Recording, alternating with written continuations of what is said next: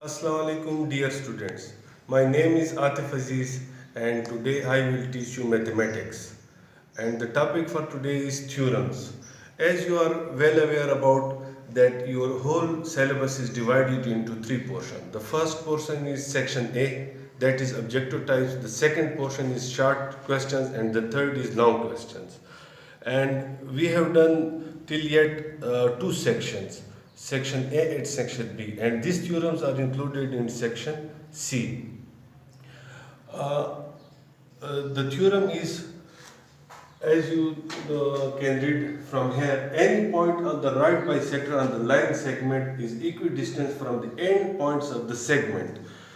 हमेशा ये याद रखें कि आपका जो भी थ्योरम होता है वो दो पोर्शन में डिवाइड होता है. पहला पोर्शन ये गिवन है, any point on the right bisector on the line segment, ये गिवन है. और दूसरा पार्ट है is equidistance from the end points of the segments. इसका मतलब क्या है कि कोई भी आपके पास लाइन सेगमेंट है, फॉर एग्जांपल जैसे ये मैं लगा चुका हूँ ए एंड बी.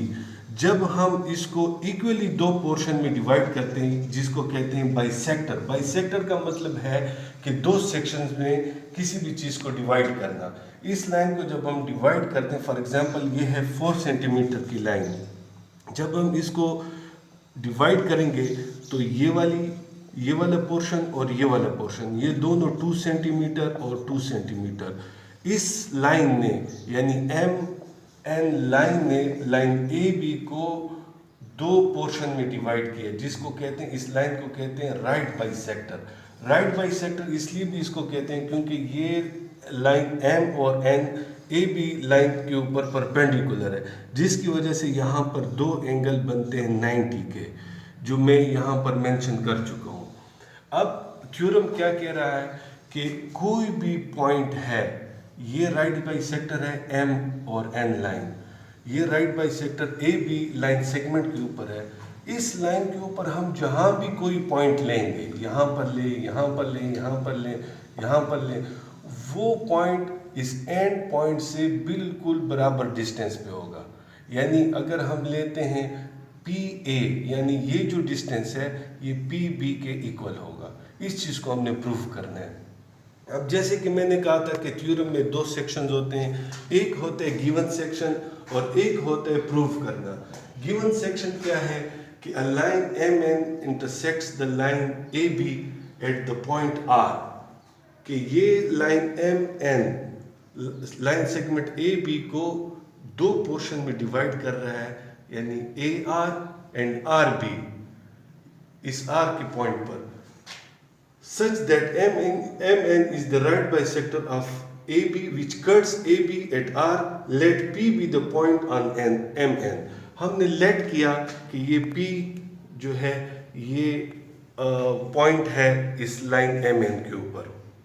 अब हम देखते हैं स्टूडेंट्स के, हमारे पास दो ट्राइंगल बन गए हैं, triangle APR and triangle PRB. ये दो ट्राइंगल बने. हर ट्राइंगल के अंदर 3 एंगल्स होते हैं और 3 साइड्स होती हैं. जब भी दो ट्राइंगल के इन तीनों चीज़ों में से कोई भी मतलब यानी दो एंगल इक्वल हुए, एक साइड इक्वल हुआ, तो इसका मतलब ये है कि ये दोनों ट्राइंगल इक्वल हैं. यहाँ पर हम इस बात को प्रूव करेंगे कि ये ट्राइंगल, यहाँ पर हम कंस्ट्रक्शन लेंगे join P to the point A and B. जो पॉइंट हमने P लिया हुआ था यानी इस राइट बाइसेक्टर पर, हमने उसको जॉइन किया A से और इस लाइन को जॉइन किया, पॉइंट को जॉइन किया B से. अब प्रूफ क्या करना है, P is equal distance from A and B, that is measurement PA is equal to measurement PB. PA is equal to measurement PB. अब यहाँ पर हम कोई भी थ्योरम प्रूफ करते हैं, उसके लिए हमारे पास क्या है कि यहाँ पर हम स्टेटमेंट्स लिखेंगे, यहाँ पर रीज़न देंगे, यानी जो मैंने स्टेटमेंट कही हुई है उसका रीज़न क्या है, क्यों मैंने ये कहा. अब ये ट्राइंगल हम लेते हैं, दो triangle. In triangle PRA corresponds to triangle PRB.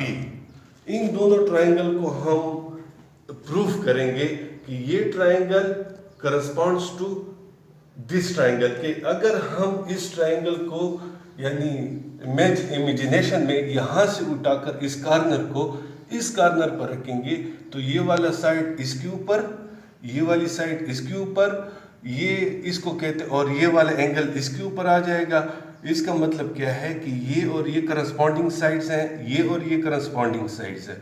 इस चीज़ को प्रूफ करने के लिए हम सबसे पहले लेते हैं दोनों ट्राइंगल में एक एक साइड लेते हैं। ट्राइंगल PRA का एक साइड है PR और ट्राइंगल PRB का एक साइड है PR, यानी इस वाली ट्राइंगल का और इस वाली ट्राइंगल का ये वाला साइड दोनों ट्राइंगल्स में कॉमन है। और उसके बाद हम लेते हैं AR इज इक्वल टू इसका कॉन्ग्रुएंट टू BR। ये हमें गिवन है क्योंकि ये राइट बाइसेक्टर है AR और BR, ये दोनों इक्वल है। दो साइडें हो गई दोनों ट्राइंगल्स की। अब एंगल्स पर आते हैं कि angle 1 is equal to angle 2। चूंकि ये राइट बाइसेक्टर है इसलिए दोनों राइट एंगल्स हैं, 90 के एंगल्स हैं। देखें जब one side, second side and one angle, ये दोनों ट्राइंगल इस ट्राइंगल का और इस ट्राइंगल के इक्वल हुए तो इसका मतलब क्या हुआ कि ट्राइंगल PRA जो हमने यहाँ पर कहा था is congruent to triangle PRB। इसका मतलब क्या है, साइड एंगल साइड, यानी एक ट्राइंगल का एक साइड फिर एक एंगल फिर दूसरा side is congruent to triangle side angle side.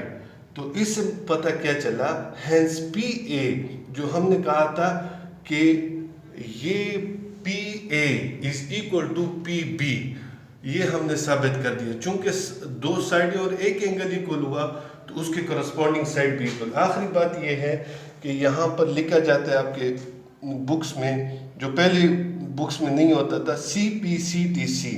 इसका मतलब क्या है, corresponding parts of congruent triangle are congruent, यानी अगर जो अभी तक डिस्कस नहीं हुए जो साइडें वो भी इन दोनों ट्राइंगल की इक्वल हो जाएंगे। That's all for today. इंशाल्लाह अगले लेक्चर के साथ आपकी खिदमत में फिर हाजिर हूँ।